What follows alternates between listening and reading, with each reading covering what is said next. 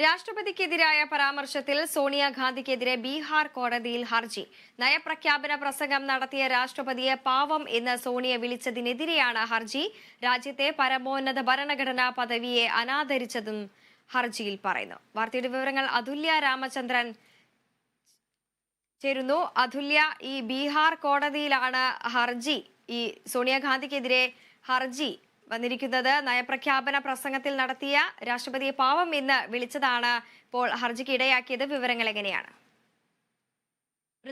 ബജറ്റിന് മുന്നോടിയായുള്ള സംയുക്ത പാർലമെന്ററി സമ്മേളനത്തെ അഭിസംബോധന ചെയ്തുകൊണ്ട് രാഷ്ട്രപതിയുടെ നയപ്രഖ്യാപന പ്രസംഗം നടന്നത് ജനുവരി 31 വെള്ളിയാഴ്ചയാണ്.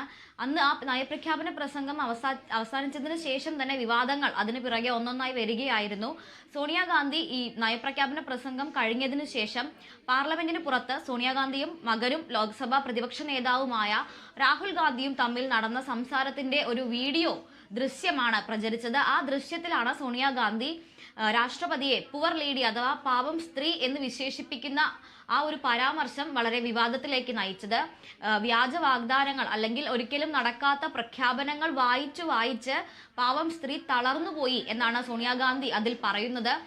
ആ ഒരു പരാമർശം അല്ലെങ്കിൽ ആ ഒരു റിമാർക്കാണ് ഇപ്പോൾ വിവാദമായത്. അതിനെതിരെ അന്ന് തന്നെ രാഷ്ട്രപതി ഭവൻ ഔദ്യോഗികമായി തന്നെ ഒരു കുറിപ്പിറക്കിയിരുന്നു. നരേന്ദ്രമോദിയും അതുപോലെ തന്നെ മറ്റ് BJP NDA നേതാക്കളും MP-മാരും അടക്കമുള്ളവർ സോണിയാഗാന്ധിയുടെ ഈ ഒരു പരാമർശത്തെ പ്രതിഷേധിച്ചുകൊണ്ടും അതിൽ പ്രതിഷേധം അറിയിച്ചുകൊണ്ടും രംഗത്ത് വന്നിരുന്നു. ഇപ്പോൾ അതിൽ നിന്ന് ഒരു പടി കൂടി കടന്ന് നിയമപരമായി അതിനെതിരെ ഒരു നീക്കം നടത്തിയിരിക്കുകയാണ് സുധീർ ഓജ എന്ന് പറയുന്ന ബീഹാറിലെ മുസാഫർപൂർ ബേസ് ചെയ്തിട്ടുള്ള ഒരു അഭിഭാഷകനായിട്ടുള്ള ആള്. അദ്ദേഹം ബീഹാറിലെ മുസാഫർപൂർ കോടതിയിലാണ് ഈ കേസ് ഫയൽ ചെയ്തിട്ടുള്ളത്. ഫെബ്രുവരി 10 സോണിയാഗാന്ധിക്കെതിരായ ഈ കേസ് കോടതി പരിഗണിക്കും. നിലവിൽ രാജ്യത്തെ പരമോന്നത ഭരണഘടനാ അധികാരിയായ രാഷ്ട്രപതിയെ അധിക്ഷേപിച്ചു അല്ലെങ്കിൽ അധിക്ഷേപപരമായ രീതിയിൽ പരാമർശം നടത്തി എന്നാണ് അദ്ദേഹം കേസിൽ പരാമർശിച്ചിരിക്കുന്നത്. അദ്ദേഹം നൽകിയ കേസിൽ FIR-ഉം രജിസ്റ്റർ ചെയ്തിട്ടുണ്ട്.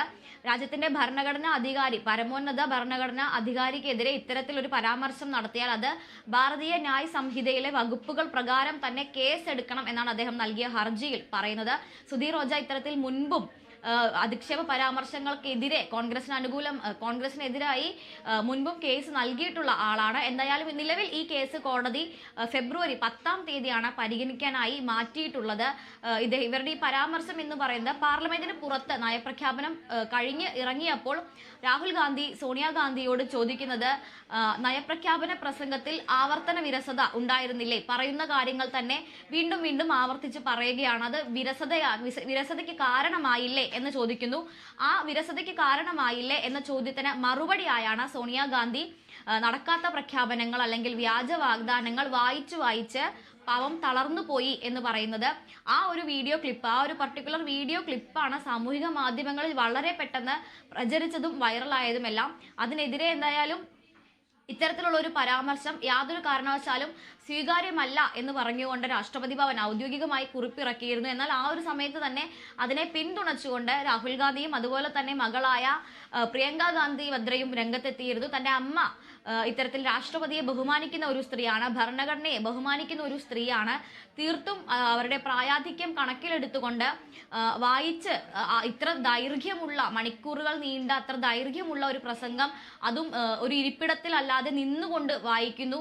അത്തരത്തിൽ നിന്ന് വായിച്ചത് കൊണ്ട് അവർ തളർന്നു പോയി എന്ന് ഒരു നിരീക്ഷണം നടത്തുക മാത്രമാണ് തന്റെ അമ്മ ചെയ്തതെന്നാണ് പ്രിയങ്ക ഗാന്ധി പ്രതികരിച്ചത്. എന്തായാലും ഇത്തരത്തിൽ പിന്തുണയുമായി കോൺഗ്രസ് നേതാക്കളൊക്കെ വന്നിട്ടുണ്ടെങ്കിലും സോണിയാഗാന്ധിയുടെ ഒരു പരാമർശം വിവാദമായിട്ടുണ്ട്.